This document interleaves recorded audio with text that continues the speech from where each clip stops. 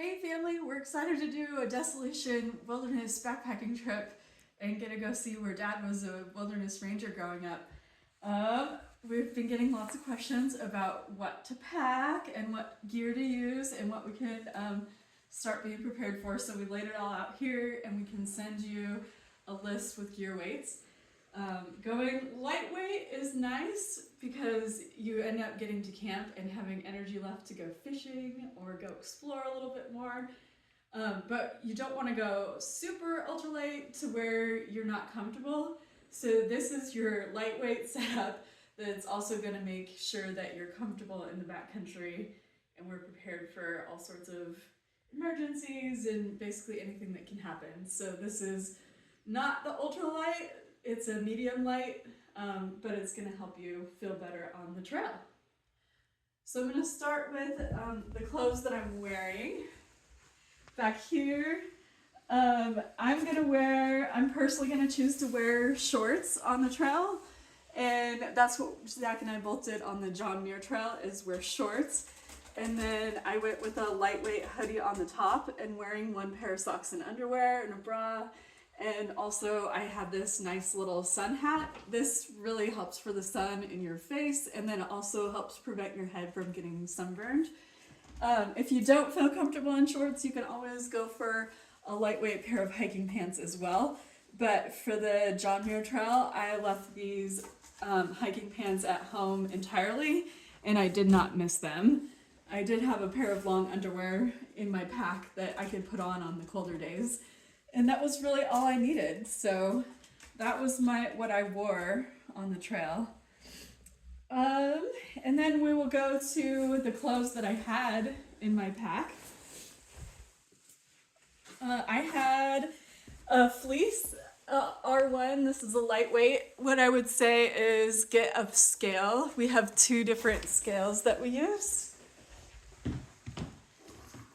This one's a postage stamp scale, I think is what you call it, and then this one just has a hook and you can weigh. So I weighed my different fleece options and this one was the lightest. You can see it also comes with this nice hood. So does my sunshade hoodie and so does my puffy coat. So I do not pack a beanie hat in addition to that because it's just not needed. I can put this hood on and save the weight of the beanie hat and be just fine. I like a lightweight t-shirt. This is Outdoor Research, just really nice lightweight, in case I want to switch out at the end of the day, but that is an optional extra layer. And then here's my pair of lightweight long underwear. I can wear those with my shorts. I did several times on the John Muir Trail for hiking in. And then especially for just a 5-day backpacking trip, I'm just going to have one set of extra underwear and one set of extra socks. We like the Darn Tough ultralight hiker in the crew. You can also get the full crew. This is the micro crew, I think. But these are really nice. We've had really good luck with them. And if you get a hole in them, you can send them back in and get them replaced for free. So we just do one pair of extra socks, so you have one on your feet and one in your pack. And that's what we did for 16 days on the John Muir Trail without any issues whatsoever. So don't need more than that. They say you pack your fears. So if you're afraid of getting cold, sometimes you add too much stuff that you don't need. And that at the end of every backpacking trip, I go through and take out the things that I didn't wear and consistently. So that's how I've kind of honed this down to a bare kit here. And then on the top, I do my midweight round puffy. Zach does his Feathered Friends lightweight puffy coat and a rain jacket. This is a OR Helium, I believe, rain jacket. OR something. Yep, helium. Helium. Okay, I was right. And then the rain pants are also a luxury item, an extra one that we'll add in or take out depending on the exact forecast. For the John Muir Trail, we used them quite a bit because of storms. But that was a longer trip. If we don't have if you're just out for 5 days and nothing's in the forecast, then that might be an item that I choose to leave behind. Other optional items are up here at the top. This is a sit pad. We'll have bear canisters on this trip, which we'll talk about in a minute, but this can go on top of your bear canister and create a nice seat, or you can lean it up against something and sit against it as a backrest.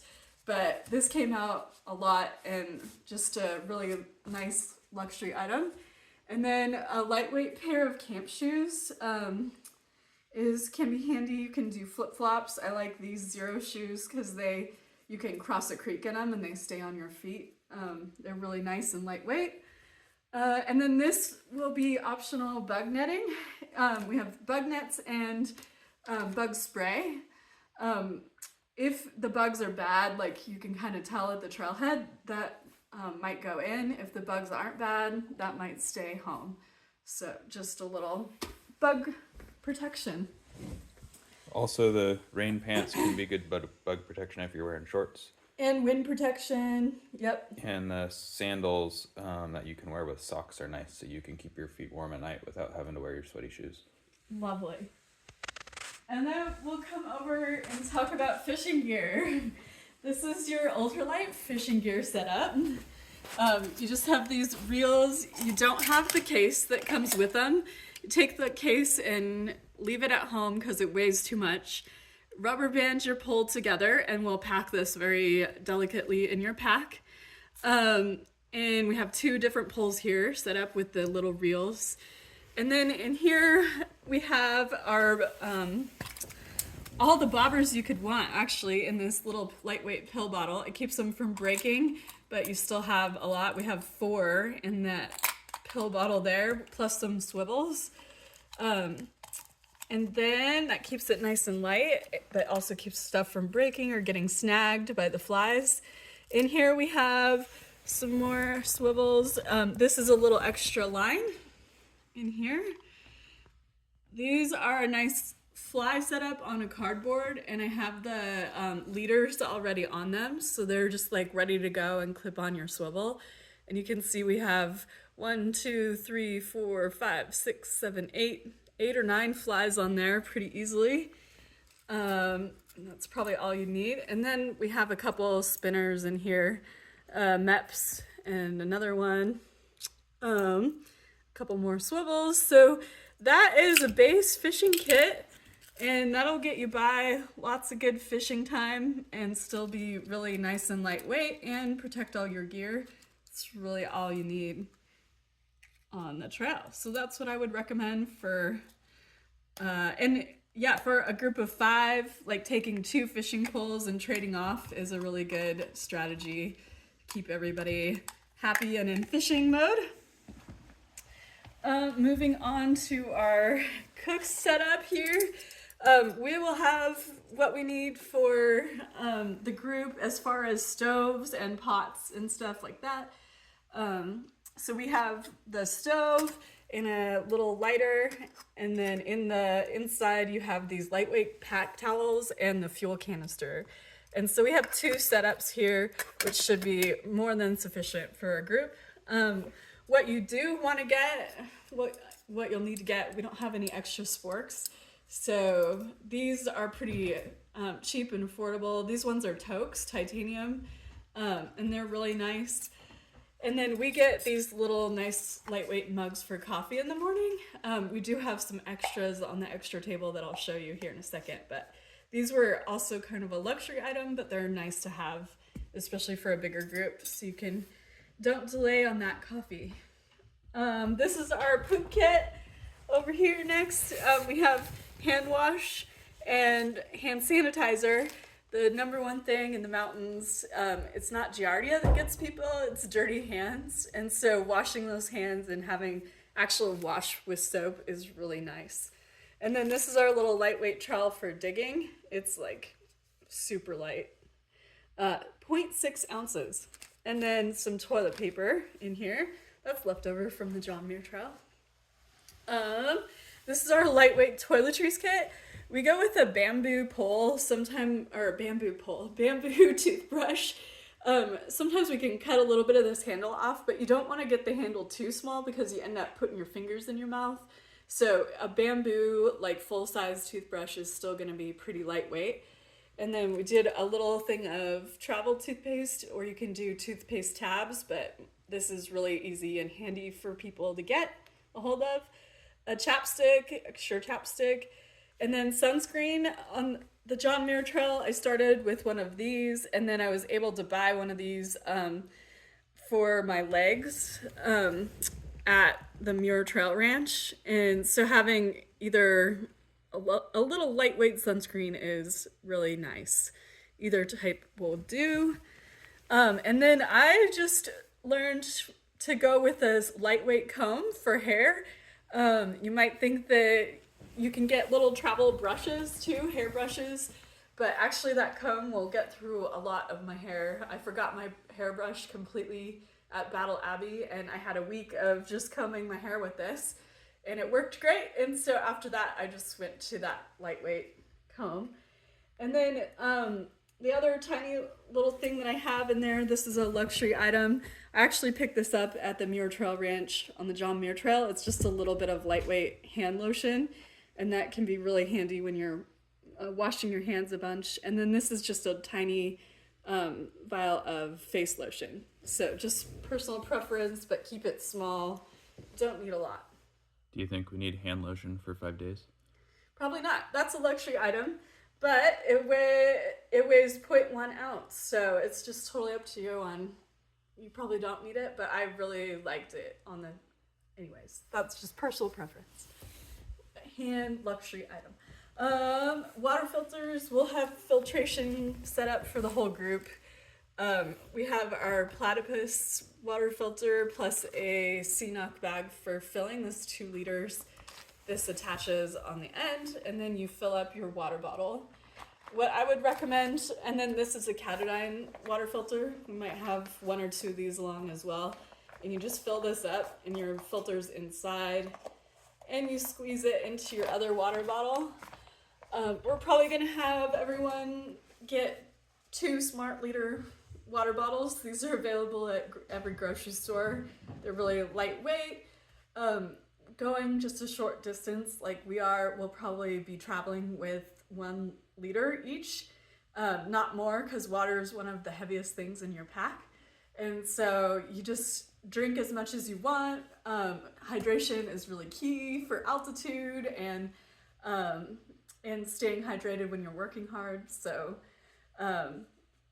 but we don't need probably 2 liters. There's probably tons of creeks along the way, so just traveling with 1 liter each is good. But having the 2 liter capacity for camp is nice. So just probably everyone have 2 smart liter water bottles. And then the cat is helping out over there. This is our electronics bag. We'll have Garmin InReach for emergency. This is my headlamp. This one charges off of a battery pack. If you do have a headlamp that uses batteries, you might have extra batteries in there. And lithium batteries last longer and weigh less. They weigh less. We have a tiny little knife in our kit, and then a cord here. Probably only need 1 knife for the group, so not really needed. You don't really need a Leatherman kit. You can fix a lot with just that little knife or cut string, and we have a little cord so we don't lose it, or for repairs. So, and then power bank. This powers your cell phone and the InReach and my headlamp. We have gone 9 days on those if we're being careful. So if we take 2 or 3 for the group, we should be good. And Zach and I have plenty of those, so don't go out and buy one. Should be all set for 5 days. And then we'll have a tiny lightweight med kit here. It's small and weighs like 0.5 ounces, but it has probably everything you can need in here. What I would suggest for your personal medications is break them out by day and put them in one of these little Ziploc baggies and bring them along. Otherwise, we'll have tons of ibuprofen, Benadryl, Is that your 1 day supply for NSAIDs? 1 day, yeah, that's what I need for 1 day. Some tape and an ACE wrap and stopping major bleeding and blister pads and band-aids. Like, we'll have that. Should be proficient for a big group. So no need to take just like a huge med kit, but do take your personal medications and put them in those little Ziploc baggies. And we'll have Benadryl and chewable baby aspirin and anti-diarrheal. Yes. And Pepto-Bismol is in there. Just like pretty much anything you could need. Again, most people pack too big of a first aid kit, but definitely take the medications that you need for the trip. Okay. And then we'll go to the food up here. So Zach and I can do some food planning if people, we can get these on ProDeal. And the general sense is that you try to aim for 100 calories per ounce at least. And so these peak refuels are really good for lightweight and high calories. So this one weighs 4.93 ounces and you get 830 calories. This is 6 ounces and it's 1040 calories. And so these will be a really hearty, good meal per person. This biscuits and gravy actually is split between 2 people and it has 1100 calories in it for a breakfast. And then the other breakfast items that we really liked on the John Muir Trail were just like the Mountain House egg scramble, which we can buy in bulk and package in a Ziploc bag, and then you can rehydrate it in a leftover bag like that. And then oatmeal got old really fast. We really liked the days when we get a granola, and that already has the powdered milk in it, and so that's kind of our breakfast. And then lunch items are a lot of jerkies, trail mixes, stuff with high calories and low weight. There's a thing called Complete Cookie. Pro bars. Pro bars, yeah. Yeah, for lots of pro bars. We got tired of pro bars. So we can work on a lunch setup, but just generally like trying to focus on high calories for low weight. And then for electrolytes, we did these Ultima electrolytes. They're lower in sodium, but it still have everything you need. If you just drink a whole bunch of water out there, you can actually get hyponatremia, I think. And that's when you just like sweat out, or you are sweating a bunch and you're getting rid of salts, and then you're also peeing it all out, and so you don't replace. So having electrolytes, and we do like 2 to 3 a day per person when we're packing for a backpacking trip. And then here's the ultralight bear hang kit. This is what we used here locally, and you put your food in that. But for this trip, we will be using bear canisters, and we'll probably rent them from Barricade. That's what we used for the John Muir Trail, and they're really awesome. They're the lightest ones on the market right now. They're still heavy and awkward. We'll probably need 3 of them, 3 to 4 for a group of 5 people probably. So they go in the top of your pack. We figured out how to pack them well. Unless our campsites have bear storage. We'll have to look into that. I think they do, but Okay. I think bear cans are required, so. Yeah, and then the last thing here is our sleep system. We use the Z-Packs tent right here, tent and tent stakes, and you can see on all these items, we've removed the stuff sack that they come in because that's extra weight, and we'll show you how we pack it in our bag.